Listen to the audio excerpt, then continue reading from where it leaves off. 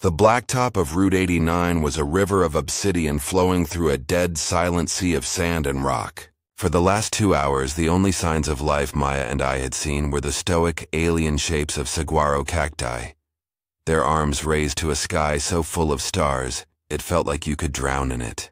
We were 24, full of cheap gas station coffee and driving a U-Haul truck packed with every possession we owned towards a new life in San Diego. The Arizona desert at night wasn't scary. It was beautiful, an immense silent cathedral that made you feel beautifully small.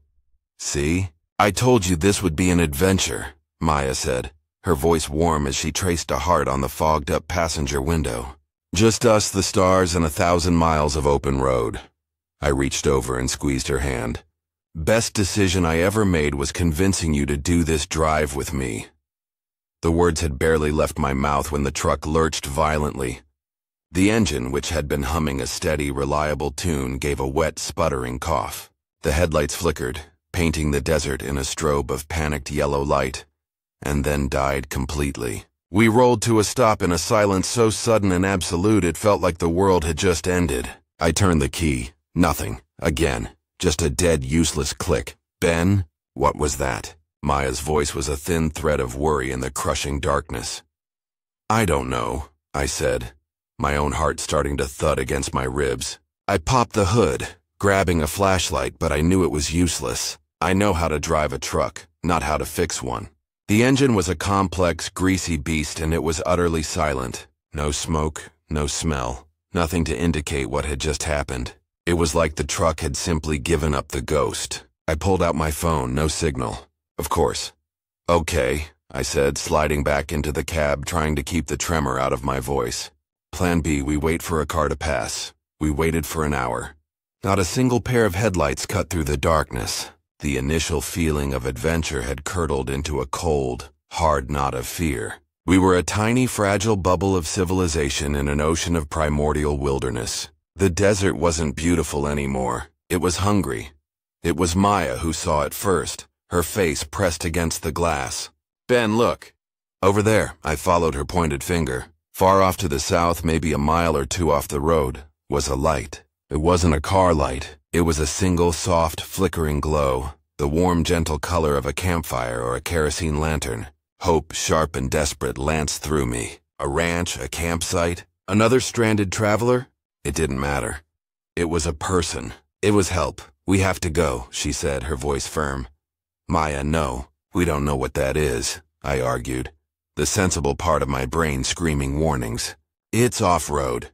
We could get lost or twist an ankle. We should stay with the truck." "And do what, Ben? Wait here until we run out of water and bake in the sun tomorrow?" She shot back, her fear making her sharp. "That light is our only chance. We have to take it." I knew she was right. Staying here was a guaranteed disaster. Going towards the light was just a potential one. With a heavy sigh, I grabbed our 2 largest water bottles and the flashlight. "Okay, but we stick together, and if it feels wrong, we turn back immediately. Agreed?" "Agreed," she said, squeezing my hand. The trek into the desert was surreal. The ground was harder than I expected, a mixture of packed sand and sharp gravel that crunched loudly under our sneakers. The moonlight was bright enough to cast long, distorted shadows from the cacti, making them look like silent, watching figures. The desert was anything but quiet. We could hear the skittering of unseen creatures in the scrub brush, the lonely call of a distant coyote, and the whisper of the wind that felt like a secret being passed from one dune to the next. The light didn't seem to get any closer. It was a frustrating, hypnotic illusion, a flickering golden promise that always seemed to be just over the next rise. We walked for what felt like an eternity, our initial hope slowly being eroded by fatigue and the oppressive scale of the landscape. "Ben, look at the ground," Maya said. Stopping so suddenly I almost bumped into her. I pointed the flashlight beam where she was looking. The terrain had changed. The ground was dotted with strange, evenly spaced mounds of sand, each about the size of a bowling ball. They were arranged in what looked like crude, haphazard rows. "Weird," I said. "Some kind of weird rock formation, maybe?" It was unsettling, but I was too focused on the light to give it much thought. We kept walking, picking our way through the strange mounds. There were dozens of them, maybe hundreds, stretching out into the darkness. It was as we were passing a particularly dense patch that Maya's foot caught on something and she fell, letting out a sharp cry. "You okay?" I rushed to her side, helping her up. "Yeah, I'm fine, just tripped on." She trailed off, her eyes fixed on the spot where she fell. I followed her gaze with the flashlight. Her foot hadn't caught on a rock. It had caught on a piece of bone, white and clean, sticking out of the sand. But that wasn't what had her attention. It was the mound she had fallen next to. In her fall, her hands had brushed away the top layer of sand, and she had revealed a face. It wasn't a skull. It was the face of a man, his skin mummified and leathery from the sun, his eyes wide open and filled with sand, his mouth stretched into a silent, eternal scream. He was buried up to his neck. My blood turned to ice. I frantically aimed the flashlight at the other mounds, my hand shaking uncontrollably. They weren't mounds of sand. They were heads. Dozens and dozens of human heads, in every conceivable state of decay, from leathery and recent to sun-bleached, cracked skulls. They were arranged in neat rows like grotesque vegetables. We were standing in a garden of the dead, as the absolute, soul-shattering horror of the realization washed over us. The flickering golden light we had been following, now only 100 yards away, suddenly winked out. We were plunged into absolute, terrifying darkness, standing alone in a graveyard of buried heads, and from the spot where the light had just been, a low, wet, chittering sound echoed through the silent desert night. The gardener was home. For a second that stretched into a cold eternity, we didn't move. We were two statues in a moonlit museum of horrors. The image of that mummified, screaming face burned into our minds. The chittering sound came again, closer this time. It was a dry, clicking, multi-tone sound, like 1,000 insects rubbing their legs together in unison. It was a sound that did not belong in the natural world. Primal, unthinking terror finally broke the paralysis. There was no discussion, no plan. My hand found Maya's and we ran. We scrambled away from the garden of heads, our feet sinking into the soft sand, every step a desperate, lung-burning effort. We didn't run back the way we came. We just ran away from the sound, plunging deeper into the hostile, alien landscape of the desert night. The flashlight beam in my hand cut a frantic, bouncing path in front of us, illuminating thorny bushes and menacing cacti that seemed to leap out of the darkness. Behind us, the chittering continued. It wasn't the sound of a pursuit. It was the sound of something pacing, watching. It echoed in the vast emptiness, seeming to come from our left, then our right, a disorienting, predatory game. It was everywhere at once. "The truck! We have to get back to the truck!" Maya screamed, her voice ragged with panic. She was right. The truck was safety. It was a metal box this thing couldn't get into. But which way was it? In our panicked flight, we had lost all sense of direction. The highway was an invisible line somewhere in the oppressive darkness. All we could do was pick a direction and pray. The chittering seemed to grow louder, more excited, as if it sensed our confusion. It was enjoying this. That's when I fell. My foot caught on a half-buried rock and I went down hard, my chin striking the gravelly ground. The flashlight flew from my hand, skittering across the sand before extinguishing with a final pathetic flicker. We were in near total darkness, the moonlight offering only faint, treacherous outlines of the world around us. "Ben!" Maya cried, scrambling back to me. I'm okay, I grunted, pushing myself up. But I wasn't. As I tried to get to my feet, a shape detached itself from the shadow of a nearby rock formation. It was impossibly fast, a low, dark blur of motion. It wasn't big, maybe the size of a large dog, but it moved in a way that defied logic, scuttling sideways on too many limbs. The chittering was deafening now, right on top of us. Before I could even scream, it was on me. I felt a searing, white-hot pain in my calf, like a hornet sting magnified 100 times. I yelled and kicked out blindly, my boot connecting with something that felt hard and chitinous. The creature let out a high-pitched shriek of its own and retreated, a blur of motion that vanished back into the shadows as quickly as it had appeared. I lay on the ground, panting, my hand clamped over my leg. Maya was beside me in an instant. "Did it bite you?" "Are you okay?" "It stung me, I think," I said, my voice trembling. I could feel a warm wetness through my jeans. Blood. It's gone. It ran off. I felt a wave of adrenaline-fueled relief. It was a hit and run. We had fought back and we had survived. We had to keep moving. I used her shoulder to pull myself to my feet. The pain in my calf was intense, a deep throbbing ache, but I could stand. We had to get out of here before it came back. We started moving again, slower this time. A desperate half-walk, half-limp through the moon-drenched darkness. Maya was my crutch, her arm around my waist, supporting my weight. After about 10 minutes of agonizing progress, a strange thing happened. The sharp, searing pain in my calf began to fade. "Hey, I think it's getting better," I said, a flicker of hope in my voice. But the pain wasn't just fading. It was being replaced by something else, a cold, spreading numbness. It started at the wound, a tingling sensation like a limb that has fallen asleep, and began to creep its way up my leg. At first I could still move, but my leg felt heavy, disconnected, like I was dragging a log through the sand. "Ben, what's wrong?" Maya asked, feeling me lean more heavily on her. "My leg," I said, the panic starting to return, cold and sharp. I can't feel it properly." The numbness continued its slow, inexorable march up my body. It reached my hip, then my waist. I tried to command my right leg to move, to take a step, but the signal from my brain simply vanished somewhere in my spine. The leg was a dead weight. My other leg, straining to carry the load, finally gave out. We collapsed together in a heap. "Ben, get up! Please, we have to get up!" Maya pleaded, her voice cracking with terror as she tried to pull me to my feet. "I can't," I choked out, the words thick in my mouth. "Maya, I can't move my legs." The paralysis was terrifyingly efficient. I could feel it creeping into my torso, a wave of cold cement filling me from the inside out.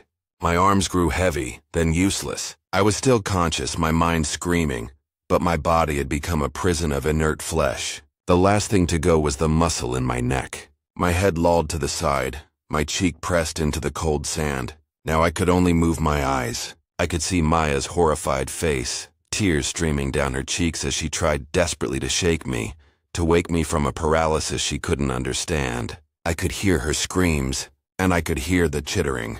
It was close again, not hidden this time. The creature emerged from the shadows and stepped into a patch of moonlight. It was a thing of nightmares. Its body was long and flat, like an unholy fusion of a centipede and a scorpion, covered in a mottled sand-colored exoskeleton that seemed to shimmer. It moved on at least a dozen jointed legs that clicked softly on the hard-packed sand. Its head was small and triangular, with a cluster of black, unblinking eyes and a pair of delicate antennae that twitched, tasting the air. A long, segmented tail, tipped with a glistening, needle-sharp stinger, arched over its back. This was the thing that had stung me. This was the gardener. It paid no attention to Maya, who was frozen in terror just a few feet away. Its cluster of eyes was fixed entirely on me, its paralyzed, helpless prize. It moved closer, the chittering sound softening into something that was almost content. It nudged my unmoving leg with its head, a gesture of inspection. Then, it lowered its head, and a set of powerful mandibles emerged from its mouth. It gently, almost delicately, clamped them onto the collar of my jacket, and it began to drag me. Maya screamed my name, a raw, ragged sound of disbelief and horror. The creature ignored her. It just kept dragging me, my useless body scraping heavily across the sand and rocks, away from her, away from any hope of rescue. It was taking me back to the garden. My eyes, the only part of me I could still control, were locked on Maya's receding, horrified face. I tried to scream, to tell her to run, to save herself, but my throat was paralyzed. My mouth was frozen. I couldn't make a sound. All I could do was stare in silent, screaming terror as the gardener dragged me home. My world had been reduced to a single, horrifying image. Ben's paralyzed body being dragged away by a monster from the deepest pits of hell. His eyes, the only part of him that could still move, screaming a silent goodbye to me. For a moment my own body betrayed me. A primal, selfish instinct took over, and I ran. I scrambled in the opposite direction, my lungs burning, tears and snot streaming down my face. I ran from the chittering sound, from the sight of my partner's abduction, from the crushing absolute certainty that I was next. Every rustle in the scrub brush, every shadow cast by the indifferent moon, was the creature coming for me. But after 100 yards of frantic, blind flight, I collapsed behind a large rock formation, my legs giving out. I curled into a ball, sobbing uncontrollably, the sound muffled by the coarse fabric of my sleeve. I could run. I could try to find the highway, flag down a car and leave this nightmare behind. But the thought of Ben, alive, conscious, trapped in his own body, being dragged to God knows what fate, was a physical anchor. My love for him was stronger than my fear for myself. I couldn't save him by fighting, but I couldn't abandon him either. I had to see. I had to be a witness. Fueled by a new cold resolve that felt nothing like courage and everything like grief, I got to my feet. Wiping the tears from my eyes, I began to retrace my steps, moving with a stealth I never knew I possessed. The chittering sound, now further in the distance, was my guide. I stalked the monster that was stalking my partner. Flitting from the shadow of one saguaro to the next, my heart a silent, frantic drum against my ribs. I followed the sound for what felt like an eternity, back towards the horrifying garden of heads. I found a ridge of rock that overlooked the area, a perfect, terrible vantage point. I lay flat on my stomach, the cold stone biting into my skin, and I watched. The creature had arrived. It dragged Ben's unresisting body into the center of the dozens of macabre plants. Ben's head lolled to the side, his eyes wide and tracking the monster's every move. He was in there. He was watching this happen to himself. The creature released its grip on his jacket and began to work. Its movements were not frenzied or violent. They were methodical, efficient, and unnervingly precise. Using two of its powerful shovel-like forelimbs, it began to dig. Sand flew in silent arcs in the moonlight. It dug a narrow, perfectly vertical hole about 5 feet deep. The entire process took less than a minute. Then, it turned its attention back to Ben.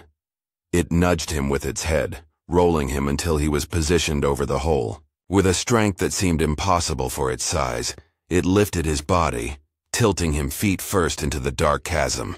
His body slid down until only his head and neck were visible above the surface. My hand flew to my mouth to stifle a scream. The creature then began to push the sand back into the hole, carefully, almost tenderly, packing it down around Ben's body with its limbs, ensuring he was held tight and secure. When it was finished, Ben was just like the others, a head in the sand, a new addition to the Sun-Bleached Garden. His eyes, caked with dust but still blinking slowly, stared up at the indifferent star-filled sky. My soul shattered.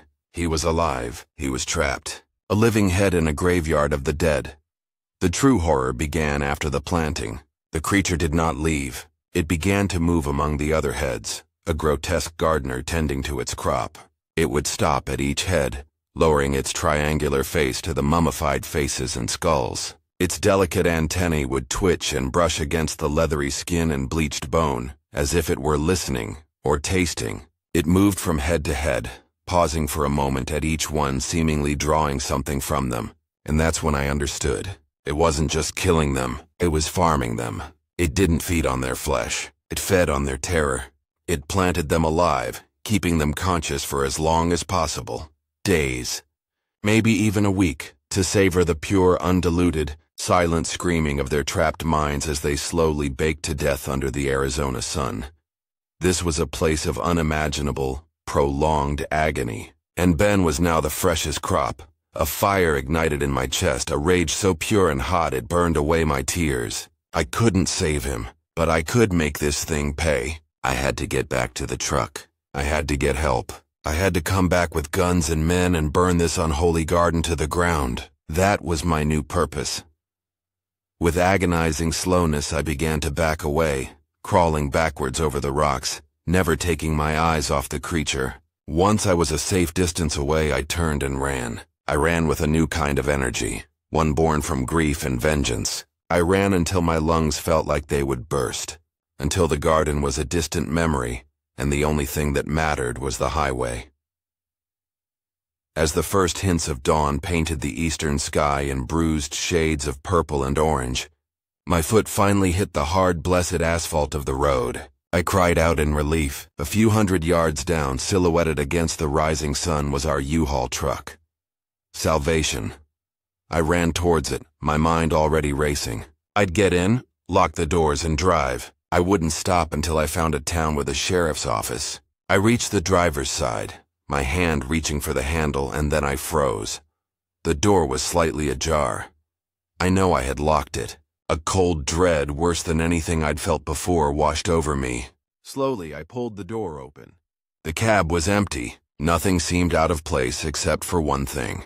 On the passenger seat, where I had been sitting just hours before, was a single, perfect white desert primrose.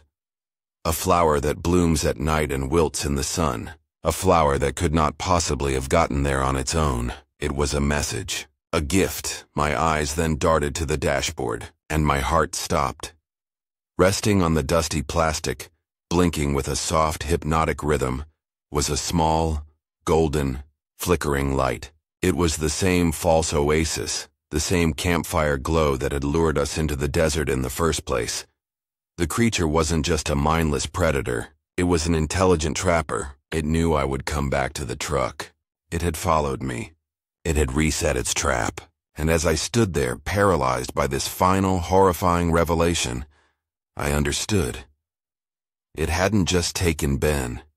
It had kept me. Not as a crop for its garden, but as something far more useful. I was the new lure, and I was just waiting for the next car to break down,